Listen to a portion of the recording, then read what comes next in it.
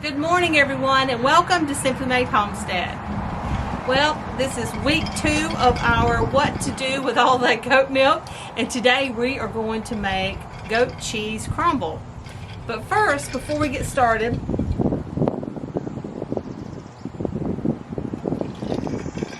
sorry y'all, just came in from the garden and it is mighty hot out here. Now, if you haven't subscribed to our channel, we would love for you to subscribe, hit that thumbs up button, and share us with your friends and family. But if you want to learn things that you can make with goat milk, be sure and hit that notification bell. Or if you want to learn how to do a lot of things around the homestead, we are a homemade homestead. We build a lot of stuff from scratch, and if you want to come along with us, we'd love to have you. Well, first I want to show you these beans.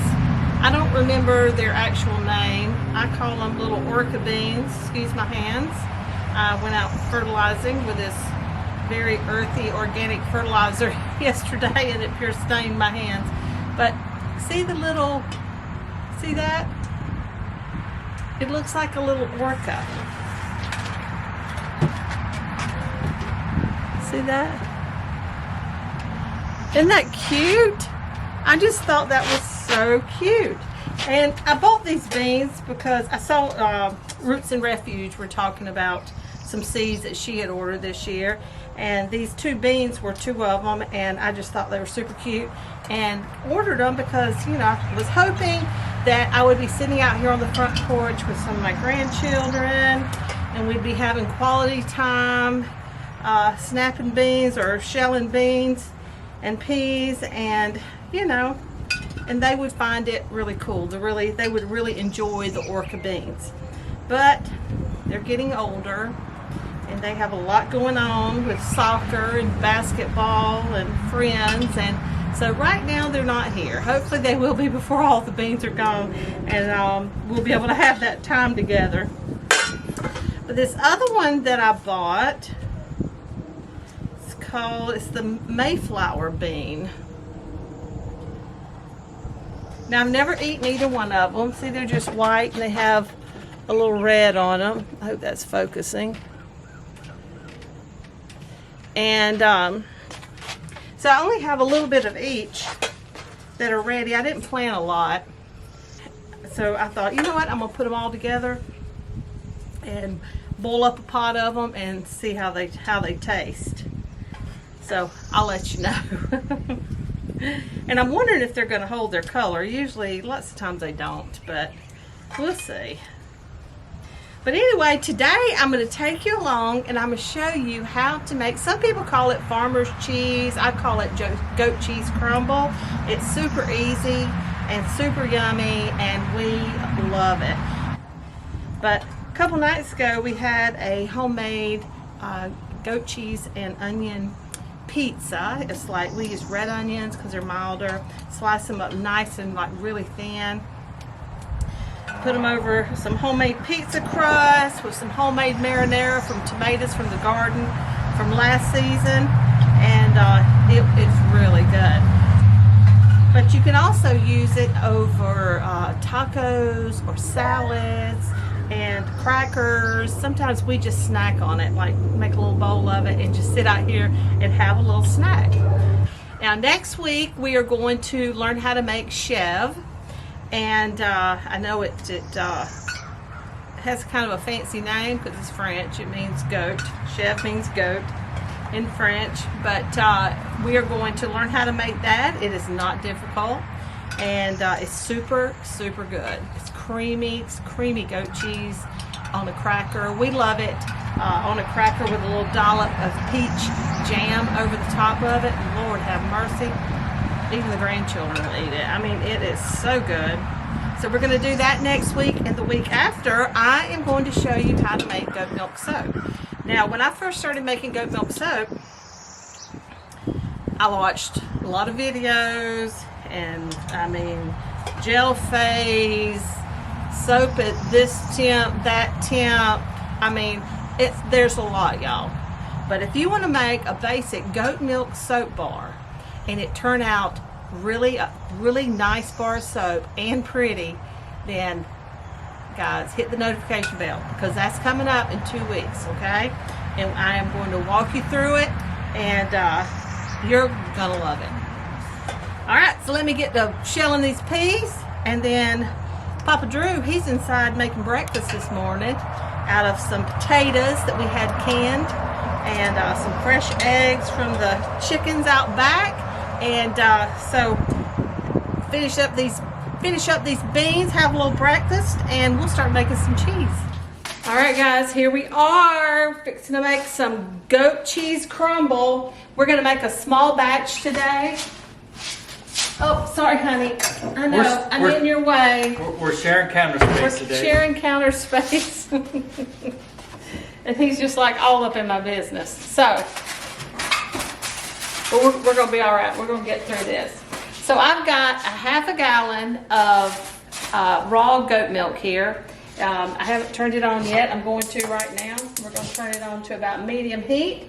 And we're going to stir, because we don't want it to scald to the bottom of the pot. We want to bring it up to about 190 degrees. So we won't even need to check it until we start seeing a little bubbles around the edge. Then you can start checking the temperature, because we're getting close. Now, we're also going to be using, you have to excuse my pitiful looking apple cider vinegar bottle. We've already used it over and over and over again, because we used to get it from Costco, and then we used so much of it, I bought a 5-gallon bucket of it, because it's really good. It smells, oh my gosh, it's so good. Smell, literally smell the apples, so good. And I got it from Azure Standard. If you want to check them out, I'll leave you a link in the description box below, but it's with the mother. And and that is what we like to use, because we put it in our chicken mortars, and I'm going to use it in some farm cheese today for our goat crumble cheese, or goat cheese crumble. So we have a half a gallon of milk. Now, typically I would make a bigger batch than this, but today we've already got some in the fridge, so I'm going to make a small batch. And so you just triple it. Like usually I do 1.5 gallons, and then you'd use 3/4 cup of apple cider vinegar. So it's 1/4 cup per half gallon. A half gallon is 8 cups. So that's what we've got here. So we're going to keep our apple cider vinegar handy. My spoon already had apple cider vinegar on it, because we'll have to get some more out of my bucket back there, out of my pail. What you call it? Bucket, pail. Our container. Oh, that's not the word I was looking for.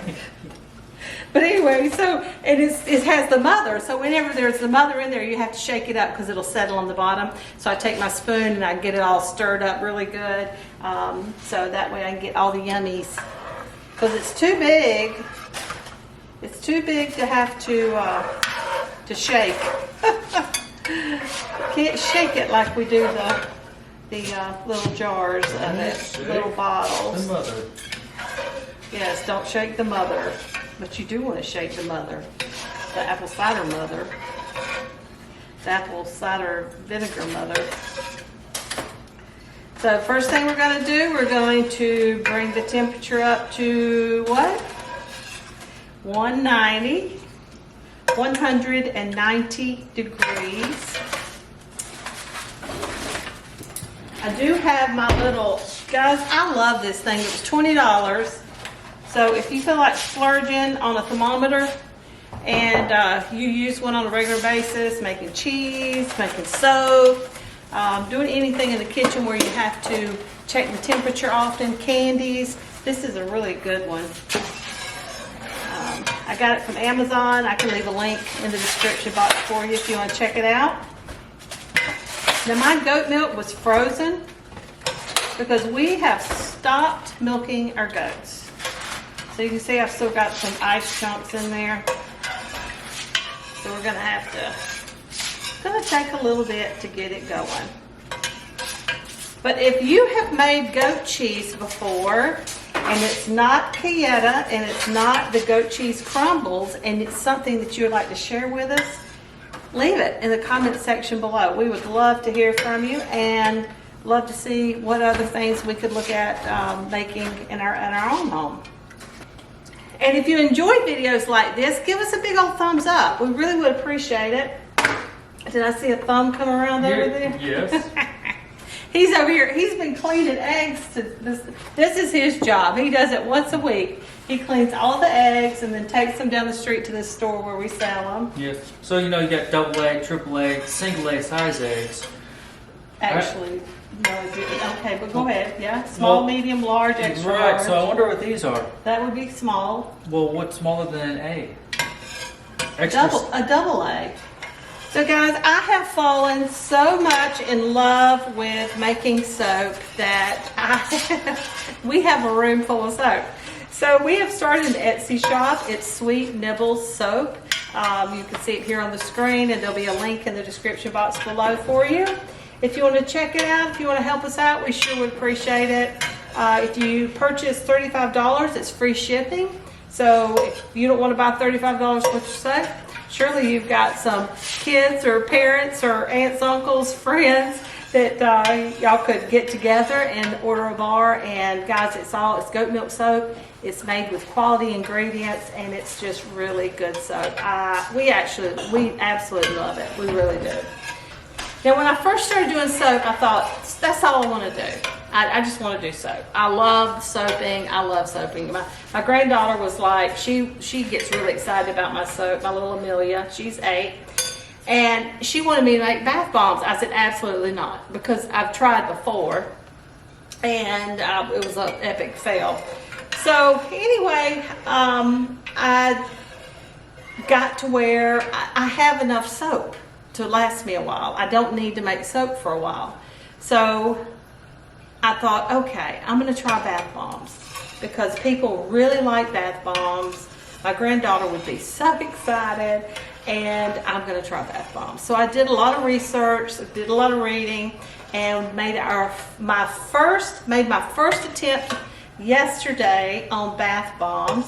And we're super excited. You'll see here the bath bombs. It's a French lavender, and I love lavender. It's so relaxing. It's just a wonderful, wonderful scent.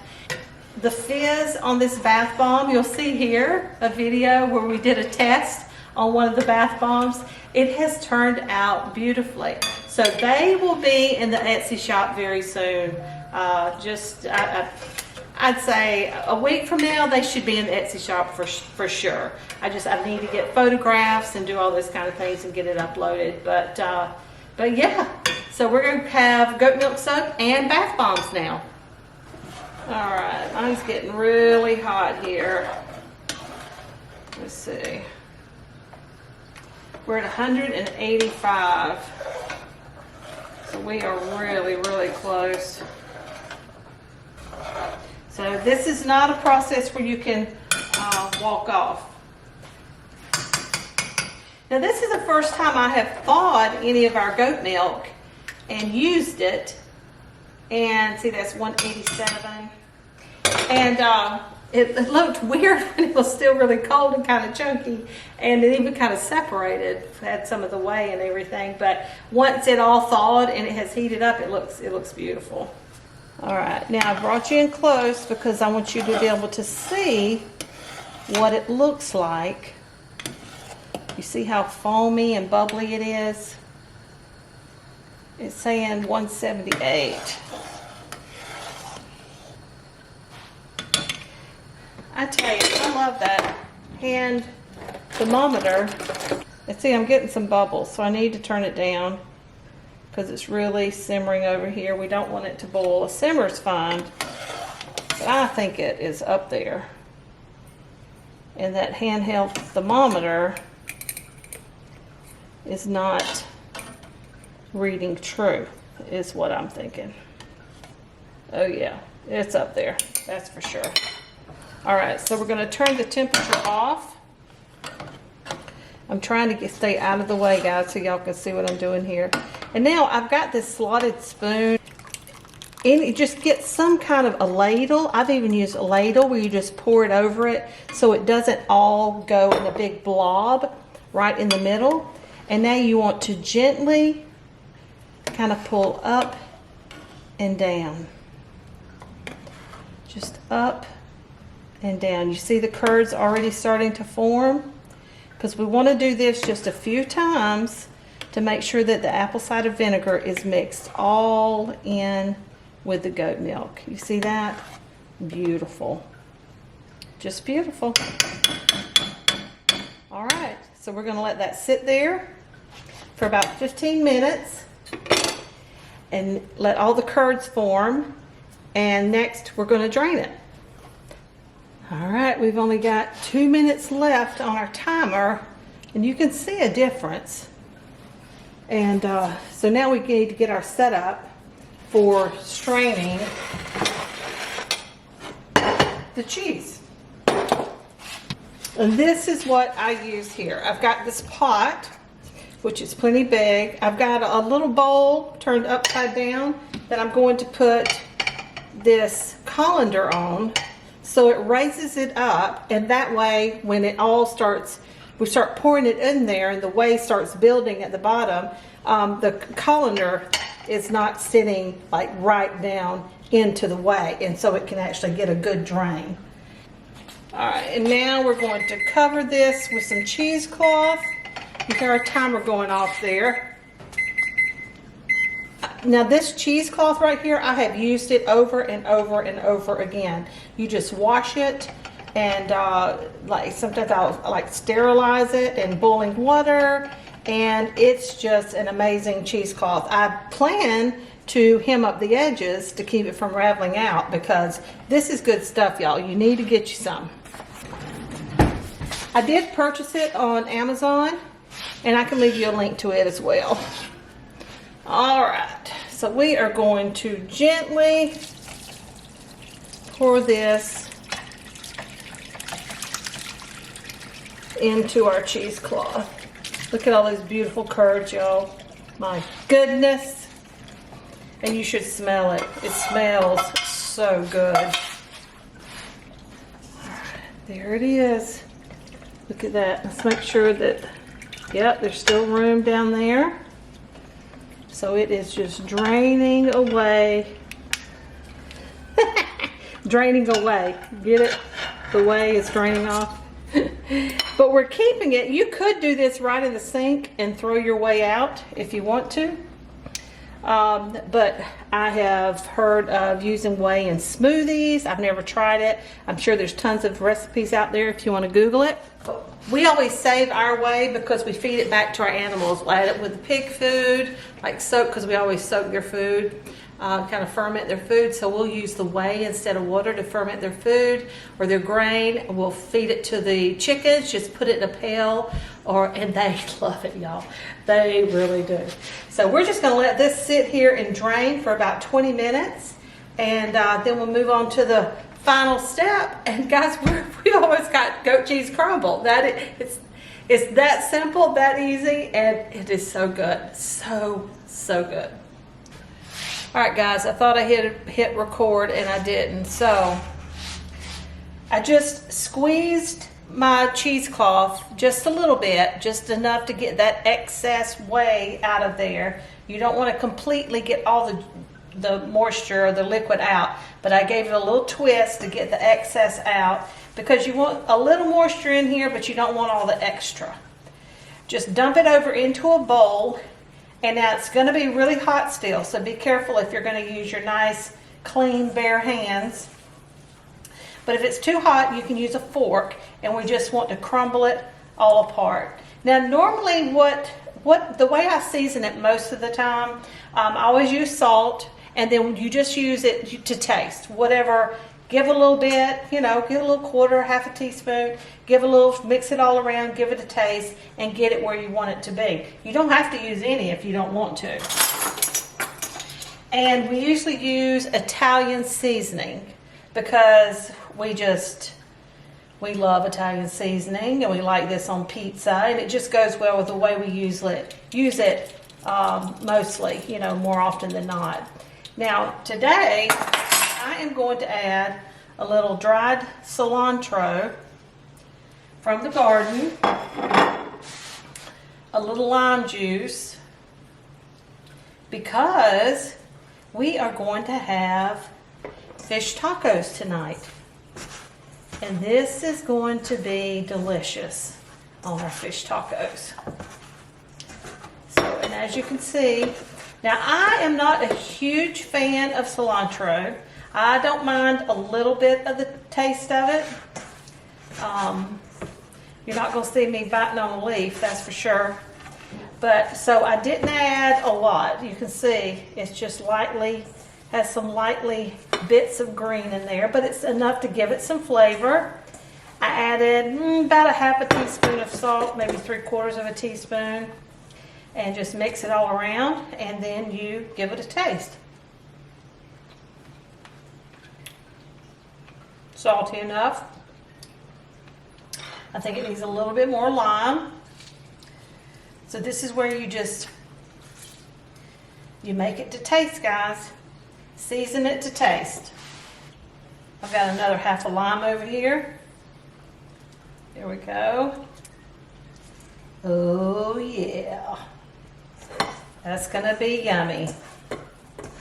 So yummy. Oh, I smell the lime. I love citrus. I can really get a whiff of it now. This just smells delicious. Oh, that's perfect. All right, now I am going to add just another little taste of salt. I like salt in my cheese, and a little bit more lime, because I'm loving it here. It's so good. I thought I was done. I was like, no, I think I'm gonna add a little bit more. So mix it around. Now your cheese is still warm. You can use it right now. I love it when it's warm. Oh my goodness. You can ask my husband. I'm not a big fan of cold food of anything. I like it either room temperature or warmed up. But this is really, really good. So now I'll just transfer it over into a Tupperware, and I'll let it sit on the counter. And with the lid off, I'll probably add a clean tea towel over the top, paper towel or something, keep anything from floating or flying in there, and especially when you have pets. But and just make sure it can cool really well, and then we'll stick it in the fridge and just eat it when you need it or want to. Can't wait to hear what you think. Be sure and leave me a comment in the comment section below, and if you enjoyed this video, give me a big old thumbs up, please. We sure would appreciate it. And we will see you back here next Friday with another recipe on what to make with all of that goat milk. And what's it gonna be? Chev. So don't forget to like, subscribe, and share. And until next time, take care and God bless.